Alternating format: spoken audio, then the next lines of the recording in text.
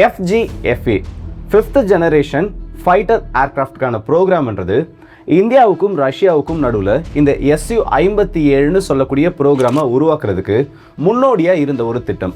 நேற்று வீடியோவில் நான் இந்த Su-57 வாங்கணுமா இல்லை F-35 வாங்கணுமான்னு சொல்லிட்டு ஒரு கேள்வியை கேட்டிருந்தப்போ நிறைய பேர் Su-57 இல்லை F-35 இதுக்கான அவங்களோட தாட்ஸை சொல்லியிருந்தாங்க. ஆனால் ஒரு 4 இல்லை 5 கமெண்ட்ஸை என்னால் பார்க்க முடிஞ்சுது. Su-57 இப்போ வாங்கணும்னா எதுக்கு இந்தியா அந்த ஒரு ப்ராஜெக்டை விட்டு வெளியில் வரணும்? அதில் நம்ம இருந்திருந்தோம்னா இந்நேரத்துக்கு நம்மக்கிட்ட 5th ஜெனரேஷன் ஏர்கிராஃப்ட்டுக்கான அந்த ப்ராஜெக்ட் இருந்தது மட்டும் இல்லாமல் ப்ராக்டிக்கலாக நம்மக்கிட்ட விமானங்கள் இருந்திருக்குமே.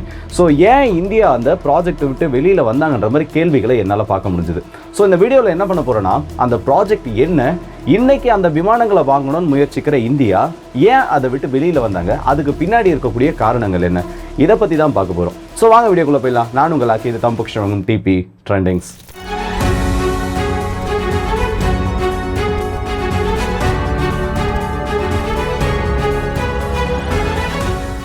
FGFA 5th generation fighter aircraft இந்த ப்ரோக்ராம் ஆனது இந்தியாவுக்கும் இன்னைய காலகட்டத்தில் இருக்கக்கூடிய ரஷ்யாவுக்கும், அதாவது சோவியத் யூனியனோட வீழ்ச்சிக்கு அப்புறமா உருவாக்கின ஒரு முக்கியமான டீல்னு சொல்லிட்டு சொல்லலாம். இந்த ஃபைட்டர் ஜெட் டீலானது உருவாகிறதுக்கு பின்னாடி அமெரிக்காவோட ஒரு முக்கியமான காரணமும் இருந்துச்சு. உலகத்தோட முதல் 5th ஜெனரேஷன் ஃபைட்டர் ஏர்கிராஃப்டை உருவாக்கி காமிச்சது அமெரிக்கா தான். அதுலேயும் இவங்களோட F-22 ராப்டார்ன்றது உலகத்தோட இந்த 5ஆம் தலைமுறை தொழில்நுட்பத்துக்கான அந்த விதியவே மாற்றி எழுதுச்சு. இன்னைக்கு சொல்லலாம் ரஷ்யா கிட்ட 5th ஜெனரேஷன் ஏர்கிராஃப்ட் இருக்கு, சீனா கிட்ட 2 5th ஜெனரேஷன் ஏர்கிராஃப்ட் இருக்கு, 5th ஜெனரேஷனுக்கான பாம்பர்ஸ் உருவாக்கிட்டு இருக்காங்க, 6th ஜெனரேஷனுக்கான ரேஸ்லேயும் அவங்க இருக்கலாம்னு சொல்லிட்டு. ஆனால் இது எல்லாத்துக்கும் முன்னோடியாக இருக்கிறது அமெரிக்கா மட்டும்தான். இந்த பைபோலார் வேர்ல்டுன்னு ஒரு கான்செப்ட் இருந்துச்சு. உலகத்தோட இரு பெரும் பவர்ஸாக இருந்தது அமெரிக்காவும் சோவியத் யூனியனும் மட்டும்தான். அவங்கள தாண்டி யாருமே அந்த ஒரு ஸ்டேட்டஸை கிளைம் பண்ணுறதுக்கு அன்னைய காலகட்டத்தில் அதுக்கான பவரோ இல்லை அதுக்கான ரிசோர்ஸோ யார்கிட்டையும் கிடையாது. ஆனால் இந்த சோவியத் யூனியனோட வீழ்ச்சிக்கு அப்புறமா ஒரு 15 நாடுகளாக இந்த இடத்துல பிரிஞ்சதுக்கு அப்புறமா மல்டிபோலார் வேர்ல்டுன்றது எல்லாம் உருவாகும்னு நினச்சப்போ மல்டிபோலார் வேர்ல்டு அந்த இடத்துல உருவாகலை. அமெரிக்கான்னு சொல்லக்கூடிய ஒரு சுப்ரீம் பவர், சூப்பர் பவருக்கு கீழே இருக்கக்கூடிய எல்லா நாடுகளும் சேர்ந்த ஒரு அணி ஒரு பக்கம், இந்த இடத்துல தன்னோட இடத்தை திரும்ப பிடிக்கிறதுக்காக இருக்கக்கூடிய ரஷ்யாவுக்கு பின்னாடி நிற்கக்கூடிய நாடுகள்னு சொல்லிட்டு திரும்பவும் இந்த இடத்துல பவர்ன்றது ஒரே ஒரு கைக்கு அமெரிக்கா கிட்ட மட்டும்தான் போச்சு. ஸோ இப்போ ரஷ்யாவுக்கு சோவியத் யூனியனோட வீழ்ச்சிக்கு அப்புறமா 1990களில் வேற வழியே இல்லை, அவங்களோட சூப்பர் பவர் ஸ்டேட்டஸை அவங்களால கிளைம் பண்ண முடியாத ஒரு நிலைமை. எக்கானாமிக்கலி ஸ்ட்ரகிள் பண்ணிட்டு இருக்க நேரத்தில் 2000 ஆண்டுகளோட தொடக்கத்தில் இந்த F-22 ராப்டாருக்கான அந்த ஒர்க்கிங் மாடலை வெளியில் விட்டது மட்டும் இல்லாமல் அவங்களோட ஏர்கிராஃப்டை அமெரிக்கா வெளியில் பறக்க விட்டும் காமிச்சாங்க. அப்போ ரஷ்யாவுக்கு நல்ல ஒரு விஷயம் புரியும். அப்போ ஆட்சியில் இருந்த அதிபர் புதின் அவர்கள் ரியலிஸ்டிக்காக சில விஷயங்களை யோசிச்சாரு. நம்மளால் கண்டிப்பாக இந்த ப்ராஜெக்டில் இவங்க கூட காம்பீட் பண்ண முடியாது. ஏன்னா அவங்க கிட்ட ஆல்ரெடி ஃபைட்டர் ஜெட்ஸ்ன்றது அவங்களோட படைகளில் சேர்ற நிலைமையில் இருக்குது, சேர்க்க ஆரம்பிச்சிட்டாங்க. நம்ம இதுக்கப்புறம் தான் அந்த ப்ராஜெக்டே தொடங்கும். சோவியத் யூனியனோட வீழ்ச்சிக்கு அப்புறமா மற்ற நாடுகள் எந்த அளவுக்கு அடி வாங்கினாலோ, எக்ஸ் சோவியத் ஸ்டேட்ஸ் எந்த அளவுக்கு அடி வாங்கினாலோ அதை விட பல மடங்கு அதிகம் அடி வாங்கினது ரஷ்யா. ஏகப்பட்ட எக்கானாமிக் சாங்ஷன்ஸ், ஏகப்பட்ட பொருளாதார வீழ்ச்சி, இது எல்லாத்தையும் தாண்டி ஆல்மோஸ்ட் திவாலாகக்கூடிய நிலைமையிலிருந்து மீண்டு வரக்கூடிய ஒரு நாடு, அப்போதான் புதுசாக உருவாகி இருக்கக்கூடிய ஒரு நாடு. இது ப்ராக்டிக்கலாக பாசிபிள் இல்லைன்னு சொல்லிட்டு அவங்களுக்கு தெரியும். அந்த டைமில் தான் அப்போ வளர்ந்துட்டு இருக்கக்கூடிய ஒரு பவராக இருந்த இந்தியா பக்கம் ரஷ்யாவோட கவனம்ன்றது திரும்புது. இந்தியாவுக்கும் ரஷ்யாவுக்கும் ஏகப்பட்ட ஸ்ட்ராட்டஜிக்கல் டைஸ் ஆனது இருந்துச்சு. சோவியத் யூனியனில் ஆரம்பித்து அது இன்னைக்கு வரைக்கும் வந்துட்டு இருக்குன்னு சொல்லலாம். இந்த 2000லேருந்து 2010 இந்த காலகட்டம் இந்தியாவுக்கும் ரஷ்யாவுக்கும் ரொம்ப முக்கியமான ஒன்று. ஏன்னா அப்போ தான் முதல் முறையாக Su-30 MKI விமானங்களை Su-30Dயில் ஃபைனலைஸ் பண்ணி இந்தியாவில் உருவாகிறதுக்கான அந்த ப்ராஜெக்ட்ன்றதை நம்ம கம்ப்ளீட் பண்ணி முடித்தோம். 2004 ஆண்டிலிருந்து முதல் பேட்ச் ஆஃப் Su-30 MKI விமானங்கள் நம்ம உள்நாட்டில் நாசிக் பிளான்ட்ல இருந்து உருவாக்கப்பட்டு நம்மளோட படைகளில் சேர்க்கப்பட்டுச்சு. இதுக்கு அடுத்தபடியாக பிரம்மோஸ் டீல் 2001 ஆரம்பித்து 2006 முதல் ஏவுகணை நம்மளோட கப்பற்படையில் சேர்க்கப்பட்டது.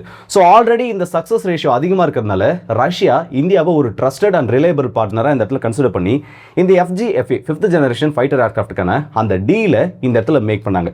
இந்த திட்டத்தோட ஒரு முக்கியமான அம்சம் என்னன்னா 2003 இதோட மெயினான அந்த கோர்ன்றதை ஆரம்பித்து 2009 ஆண்டுக்குள்ள 2 நாடுகளையும் கணிசமான அளவு விமானங்களை அவங்களோட நாட்டில் பறக்க விடணும், 2012க்குள்ள படைகளில் சேர்க்கணுன்றது தான். ஆனால் இந்த டீல் ஆரம்பிச்சதுலேருந்தே சில பிரச்சனைகளானது இருந்துச்சு. ஒன்று, இதோட ஸ்டெல்த் ஃபியூச்சர்ஸ் ரஷ்யா சொன்ன அளவுக்கு இந்தியாவுக்கு இதில் சாட்டிஸ்ஃபேக்ஷனும் கொடுக்கல. ஏன்னா ரஷ்யா இதை சிங்கிள் சீட்டர் வேரியண்ட்டில் உருவாக்கணும்னு நினச்சாங்க. ஆனால் இந்தியா இதை ட்வின் சீட்டர் வேரியண்ட்டில் உருவாக்கணும்னு நினச்சாங்க. ஏன்னா ரஷ்யா அதை உருவாக்குனது F-22 ராப்டருக்கு காம்பேட் பண்ணுற மாதிரி. இந்தியா இந்த ப்ராஜெக்ட்டில் உள்ள வந்தது காரணம் ஆல்ரெடி நம்ம கிட்ட MiG-29, MiG-21 இந்த மாதிரி சோவியத் யூனியனை சேர்ந்த பல விமானங்கள் இருக்குது. அது எல்லாத்தையும் ரிட்டையர் பண்ணிட்டு அதுக்கு ரீப்ளேஸ்மெண்ட்டாக இதை உருவாக்கணும்னு இந்தியாவோட ஒரு எண்ணமாக இருந்தது. அதே நேரத்தில் ஸ்டெல்த்னு சொல்லக்கூடிய ஒரு ஆப்ஷன் இவங்களுக்கு ஒரு ஆடட் அட்வான்டேஜாக இருந்தது. 50-50 ரேஷியோ உருவாகக்கூடிய செலவில், இந்த ஃபைட்டர் ஜெட் உருவாகிறதுக்கான செலவில் பாதியை நீ எடுத்துக்கோ, பாதியை நான் எடுத்துக்கிறேன். ரிசர்ச் அண்ட் அனாலிசிஸ்ல இருந்து எல்லாத்தையும் பாதியாக பிரிச்சுட்டு உருவான ஒரு ப்ராஜெக்ட் தான் இது. ஆனால் ரஷ்யா சொன்ன மாதிரி இல்லை இந்தியாவோட ஆசைக்கு ஏற்பட்ட மாதிரி அந்த திட்டத்தில் பெருசாக எந்த ஒரு முன்னேற்றம்ன்றது ஏற்படலை. நிறைய இழுபறிகளுக்கு அப்புறமா நிறைய ஒரு 1.5 பில்லியன் வரைக்கும் அதிகமாக செலவு பண்ணதுக்கு அப்புறமா கடைசியாக 2018 இந்தியா இந்த ப்ராஜெக்டை விட்டு வெளியில் வந்தாங்க. அஃபிஷியலாக நாங்கள் இதை விட்டு எக்ஸிட் பண்ணுற அனௌன்ஸ்மெண்ட்டையும் கொடுத்தாங்க. அந்த டைமில் ரஷ்யாவுக்கும் இந்தியாவுக்கும் நடுவில் இருந்த அந்த உறவுன்றது கொஞ்சம் டீஸ்டெபிளைஸ் ஆகிற மாதிரி தெரிஞ்சுது. இப்போ இந்த ப்ராஜெக்டை விட்டு வெளியில் வந்துட்டாங்க. 5th ஜெனரேஷன் ஏர்கிராஃப்ட்டுக்கான அந்த ப்ரோக்ராம் விட்டு வெளியில் வந்துட்டோம். இதை விட்டு ஏன் வெளியில் வந்தாங்க? ஸ்டெல்த் மட்டுமே தான் இதுக்கு பிரச்சனையா, இல்லை இதுக்கு பின்னாடி ரஷ்யா வேற ஏதாச்சும் காரணங்கள் இருக்கா, இல்லை சில டெக்னிக்கல் ஆசெட்ஸும் உங்ககிட்ட கொடுக்க மாட்டோம், இதுக்கான சோர்ஸ் கூட உங்ககிட்ட ஷேர் பண்ண மாட்டோம், அந்த மாதிரி ஏதாச்சும் பிரச்சனைகள் இருக்கான்னு பார்த்தோன்னா அது ரெண்டுமே கிடையாது. இதுக்கு பின்னாடி இருக்கக்கூடிய மேஜரான ரீசன்ஸாக சொல்லப்படுறது ஒன்று அமெரிக்காவோட ப்ரெஷர், இன்னொரு பக்கம் இந்தியா தன்னோட உள்நாட்டு தயாரிப்பை உற்பத்தி பண்ணணும். நிறைய டிலேஸ் ஆனது இதில் ஏற்பட்டு இருக்கு. 2012 குறிப்பிட்ட அளவு விமானங்களை தன்னோட விமானப்படையில் சேர்க்கணும்னு ஆசைப்பட்ட ரெண்டு நாடுகளும் 2018 வரைக்கும் அதோட புரோட்டோடைப்பே கம்ப்ளீட்டாக உருவாக்கி கூட முடிக்க முடியாத அளவுக்கு ஒரு இழுபறியான நிலை இருந்துட்டுருச்சு. இதில் அமெரிக்காவோட இன்ஃப்ளூயன்ஸை சொல்கிற வரைக்கும் அமெரிக்கா டைரக்டாக இதில் இந்தியாவை டாமினேட் பண்ணாங்க. இந்த டீலை விட்டு இந்தியாவை வெளியே கொண்டு வரதுக்காக என்னெல்லாம் பண்ண முடியுமோ நிறைய இந்த P-8 பொசிஷன் ஏர்கிராஃப்ட்ஸ்க்கான டீலை மேக் பண்ணுற நேரத்தில் அதுக்கு எடுத்து விடுறது, இல்லை அதுக்கான முக்கியமான சாஃப்ட்வேர்ஸை கொடுக்க மாட்டேன்னு இந்தியாவை கார்னர் பண்ணுறது, ட்ரோன் டெக்னாலஜி ஆர்டர் மேக் பண்ணதுக்கு அப்புறமா இந்தியாவுக்கு அதுக்கான ட்ரோன்ஸை பார்ட்னர் கண்ட்ரிஸ் மூலியமா கொடுக்க விடாமல் பண்ணுறதுன்னு சொல்லிட்டு ஏகப்பட்ட ப்ரெஷர்ஸை மவுண்ட் பண்ணாங்க. இதில் பீக்கஸ்ட் டைம்னு பார்த்தோன்னா 2017 LEMOA லாஜிஸ்டிக் எக்ஸ்சேஞ்ச் அக்ரிமெண்ட்டும் அது கூடவே சேர்த்து COMCS சொல்லக்கூடிய இந்த ட்ரேடுக்கான அக்ரிமெண்ட்டும் இந்தியாவுக்கும் அமெரிக்காவுக்கும் நடுவில் சைன் பண்ணப்பட்டது. இது இன்டைரக்டாக ரஷ்யாவோட இன்ஃப்ளூயன்ஸை டார்கெட் பண்ணி அவங்களோட இன்ஃப்ளூயன்ஸை குறைக்கிறதுக்காகவும் அமெரிக்காவை தவிர்த்து ஒரு மேஜர் டிஃபென்ஸ் பார்ட்னராக ரஷ்யா இந்த இடத்துல வந்துடக்கூடாதுன்றதுக்காக இந்த கேட்ஸா சாங்ஷன்ஸை உள்ளே கொண்டு வரதுக்குமான அந்த ஒப்பந்தம் டைரக்டாகவே அமெரிக்காவில் இந்த இடத்துல கையெழுத்திடப்பட்டுச்சு.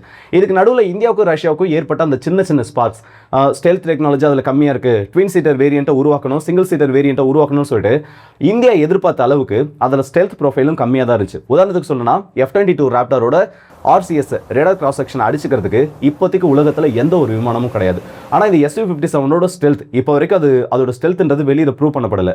ஆனால் மேபி எந்த அளவுக்கு இருக்கலாம்னு கெஸ் பண்ணியிருக்காங்க, இல்லை அதோட டெக்னிக்கல் கேரக்டரிஸ்டிக்ஸை வச்சு சொல்லியிருக்காங்கன்னு பார்த்தோன்னா F-22 ராப்டரை விட 10 to 15 மடங்குக்கும் அதிகம் அது ப்ரூவ் பண்ணப்பட்டதுன்னு சொல்லியிருக்காங்க. ஸோ இந்த மாதிரி இருக்கக்கூடிய ஒரு நிலைமையில் 6 to 7 பில்லியன் எப்படி இன்னைய காலகட்டத்தில் பல ஆயிரம் கோடி மதிப்புடைய ஒரு ப்ராஜெக்ட், அதுலேயும் ஒரு 10,000 கோடி வரைக்கும் நம்ம செலவு பண்ணிட்டு இன்னும் அதோட ப்ராஜெக்ட்ன்றது ஃபைனலைஸ் ஆகலன்றப்போ வேற வழி இல்லாமல் இந்தியா இந்த ஒரு ப்ரோக்ராமை விட்டு வெளியில் வந்திருந்தாங்க. இன்கேஸ் நம்ம இப்போ இந்த ப்ராஜெக்டில் இருந்திருந்தாலும் நம்மளால Su-57 விமானங்களை நம்மளோட விமானப்படையில் இண்டக்ட் பண்ணியிருக்க முடியாது. ஏன்னா ரஷ்யான்னு சொல்லக்கூடிய ஒரு நாடு பொருளாதாரத்தில் அந்த டைமில் ஸ்டேபிளாக இருந்தாலும் அவங்களுக்கு தேவையான நிறைய கிரிட்டிக்கல் எலமெண்ட்ஸும் இதுக்கு இந்த ஃபைட்டர் ஜெட்டை உருவாக்குறதுக்கு தேவையான அந்த தொழில்நுட்பத்திலையும் அந்த ஹியூமன் பவரில் அவங்க ரொம்பவே பின்தங்கி இருந்தாங்க. சோவியத் யூனியன் சொல்றது ஒரு மிகப்பெரிய பவராக இருந்தாலும் இந்த நாடுகள் பிரிஞ்சு போகிறப்போ அந்த பாப்புலேஷன்ஸ்ன்றது ரஷ்யா கிட்ட இருந்து 65% அதிகமாக விலகிருச்சு. ரஷ்யா கிட்ட இருந்து பிரிஞ்சு போன நாடுகளோட பாப்புலேஷன் பார்த்தோன்னா ரஷ்யாவோட அந்த பெர்சன்டேஜ் விட அந்த ரேஷியோ விட அதிகமாக இருக்கும். ஸோ இவங்க கிட்ட மேன் பவர் கம்மியாக இருக்கு, இதுக்கு தேவையான கிரிட்டிக்கல் எலமெண்ட்ஸ் கம்மியாக இருக்கு, ஹியூமன் பவர் கம்மியாக இருக்குன்றப்போ ரஷ்யா பல விதங்கள் அந்த இடத்துல அடி வாங்கினாங்க. ஸோ இதுவும் பின்னாடி இன்டைரக்டா ஒரு ரீசனாக மாறிடுச்சு இந்த ஒரு ப்ரோக்ராமை விட்டு நம்ம வெளியில் வரதுக்கு. ஆனால் இந்த ஒரு ப்ராஜெக்டை விட்டு வெளியில் வந்த அடுத்த சில மாசங்களே நம்ம S-400க்கான அந்த ஒரு டீலையும் மேக் பண்ணோம். ஸோ ரஷ்யா இந்த இடத்த விட்டு நம்மளால கம்ப்ளீட்டாக வெளியில் வர முடியாது. ஏன்னா நம்ம யூஸ் பண்ணிட்டு இருக்க 80% அதிகமான மிலிட்டரி எக்யூப்மெண்ட்ஸ் ரஷ்யா ஓடுது. அது மட்டும் இல்லாமல் US ஒரு ரிலையபிள் பார்ட்னர் கிடையாது. சில தவிர்க்க முடியாத காரணங்கள்னால நம்ம வெளியே வந்தமே தவிர டைரக்டா இந்த விமானத்தின் மீது ஏற்பட்ட பிரச்சனைகள்ன்றது அதில் கொஞ்சம் கம்மி தான். அப்படி இருக்கப்போ இந்த இடத்துல திரும்பவும் Su-57 நம்ம வாங்க போறோம், F-35 அவாய்ட் பண்ணிட்டு Su-57 வாங்க போறோம்னா இந்த இடத்துல ரஷ்யன்ஸோட வெற்றியாக தான் இது மாறும். ஏன்னா நம்ம ஒரு ப்ராஜெக்ட்ல இருந்து அந்த ப்ராஜெக்டை விட்டு வெளியில வந்துட்டோம். ஆனால் அந்த லாஸ்ட் லாஃப்னு ஒரு கான்செப்ட் சொல்லுவாங்க, கடைசியா ஜெயிக்க போறது இல்லை கடைசியா சிரிக்க போறது ரஷ்யன்ஸ் மட்டும்தான். வேற வழி இல்லை நமக்கு. நம்ம இந்த ஃபைட்டர் ஜெட்ஸ்ல ரெண்டுத்தை ஏதாச்சும் ஒன்று வாங்கி தான் ஆகணும். அந்த கமெண்ட்ஸ்லேயே என்னால் நிறைய பார்க்க முடிஞ்சது. F-35 வாங்குங்க, இந்த Su-57 டெக்னாலஜின்றது சீனா கிட்ட ட்ரான்ஸ்ஃபர் ஆகிறதுக்கு சான்சஸ் இருக்கு, இல்லை அவங்க கிட்ட இதுக்கான ஆக்சஸ் இருக்கிறதுக்கான சான்சஸ் இருக்குன்னு சொல்லிட்டு நம்ம இந்த 5th ஜென் ஏர்கிராஃப்டும் வாங்க போகிறது. அது F-35 இருந்தாலும் சரி, இல்லை Su-57 இருந்தாலும் சரி, நம்மளோட ஜஸ்ட் ஒரு எப்படி சொல்றது இடைக்காலத்துக்கான தேவை மட்டும்தான் அது. நம்ம முழுக்க அதை நம்பி இருக்க போகிறதே கிடையாது. இப்போ நீங்கள் அமெரிக்காவோட 5th ஜெனரேஷன் ஏர்கிராஃப்டை நீங்கள் வாங்குறீங்கன்னா அதோட மெயின்டெனன்ஸ் காஸ்ட்ன்றது அதிகம். அது மட்டும் இல்லாமல் அதோட ஸ்டெல்த்தை அப்சர்வ் பண்ணி இல்லை அதோட கோடை நம்ம பிரேக் பண்ணி நம்மளோட ஃபியூச்சர் யூஸ்க்கு அதை கண்டிப்பாக யூஸ் பண்ண முடியாது. விமானங்கள் மட்டும் நம்மளோட தான் வேணா இருக்கலாம், ஆனால் அதை ஆப்ரேட் பண்ணுறதுக்கான ஃப்ரீடம் நம்மக்கிட்ட இருக்காது. நம்மக்கிட்ட அதுக்கான ஆக்சஸ்ன்றதை கம்ப்ளீட்டாக கொடுக்க மாட்டாங்க. ஏகப்பட்ட ரெஸ்ட்ரிக்ஷன்ஸ் ஆனது இருக்கும். ஆனால் ப்ராக்டிக்கலாக பார்த்தோன்னா Su-57ஓட RCS இந்த இடத்துல அதிகம் தான். F-35யும் F-22 ராப்டரை கம்பேர் பண்ணுறப்போ அதிகம் தான். ஆனால் அந்த டெக்னாலஜி பிரேக் டவுன் பண்ணி அதில் யூஸ் பண்ணியிருக்கக்கூடிய ஸ்டெல்த் மெட்டீரியல்ஸை பிரேக் டவுன் பண்ணி நம்மளோட ஃபியூச்சர் வார்ஃபேரில் நம்மளால் கண்டிப்பாக பயன்படுத்த முடியும். நம்மளால் அதை படிக்கிறதுக்கு அந்த இடத்துல ஒரு சான்ஸாகவும் கிடைக்கும். ப்ராக்டிக்கலாக சொல்லணும்னா ரஷ்யாவோட விமானங்களை வாங்கி அதை அனலைஸ் பண்ணி நம்மளோட ஃபியூச்சருக்கான இன்வெஸ்ட்மெண்ட் மாதிரி தான் இது மாறும். ஸோ அந்த நேரத்தில் பாகிஸ்தானையும் கவுண்டர் பண்ணணும், சீனாவையும் கவுண்டர் பண்ணனா இந்த இடத்துல நமக்கு Su-57 ஒரு வயபிள் ஆப்ஷனாக இருக்கும். இது என்ன பொறுத்த வரைக்கும் இது என்னோட கருத்து. Su-57 வாங்கினோன்னா கண்டிப்பாக நமக்கு ஃபியூச்சரில் அது மூலியமாக நிறைய ஆக்சஸ் ஆனது கிடைக்கிறதுக்கு சான்ஸ் இருக்குது. ஆனால் F-35ல அது கிடைக்கிறதுக்கான சான்ஸ்ன்றது சுத்தமாக கிடையாது. ஸோ இந்த வீடியோ உங்களோட கருத்தில் கமெண்ட் செக்ஷனில் சொல்லுங்கள். இந்தியா எனக்கு தெரிஞ்ச அந்த ப்ராஜெக்ட்டை விட்டு வெளியில் வராமல் இருந்தாங்கன்னா ஒன்று நம்ம இந்த இடத்துக்கு AMCவை கம்ப்ளீட்டாக ரெடி பண்ணி முடிச்சிருக்கான ஒரு வாய்ப்பானது கிடச்சிருந்திருக்கும். அப்படி இல்லையா 2 நாட்டோட அந்த டெக்னாலஜி சேர்றப்போ நம்மக்கிட்ட அட்லீஸ்ட் நேரத்துக்கு ஒரு ஸ்குவாட்ரன் அளவுலாவது Su-57 இருந்திருக்கும். ஏன்னா நம்ம உள்நாட்டில் தான் அதை தயாரிப்பு பண்ணியிருப்போம். ரஷ்யா இப்போ அவங்க நாட்டில் ஸ்ட்ரகிள் பண்ணுற நிலமை நமக்கு இந்த இடத்துல வந்திருக்காது.